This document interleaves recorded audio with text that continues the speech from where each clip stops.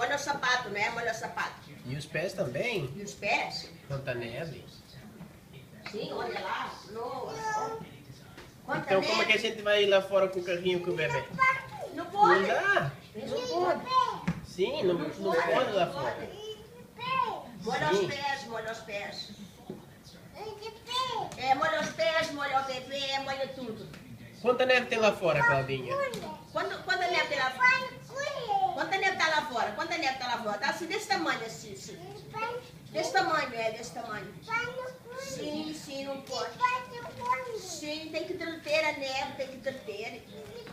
Molha os pés, sim. Como que a gente vai lá fora com tanta neve? Né, Cláudia? Onde é que tá a neve?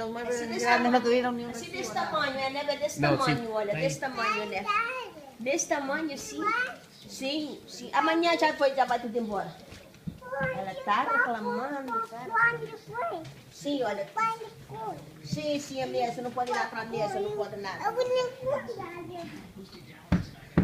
Né? Sim, desse tamanho, assim. Já chega de neve, né, Cláudia? Já chega. Já chega. Quanto mais neve é que nós temos que receber este ano? Leite? Vamos ao Água Pato?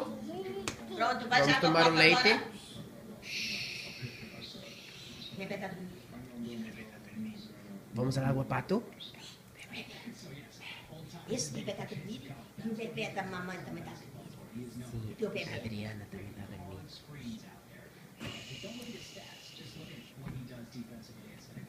Está dormindo.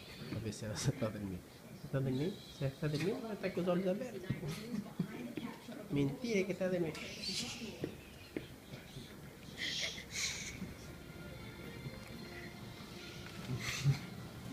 Ui, fosse contra a parede então? Cai, quase que cai, pumba.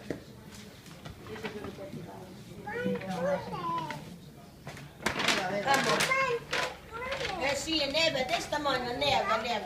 A neve é desse tamanho, não pode ir pro carro. Se o carrinho é muito pequeno também tem que comprar esse carrinho que nem é tão, com as rodas tão pequenas, quando é que pode andar na Sim, a neve? neve é desse Tu tamanho. precisas de um 4x4, Sim. claro.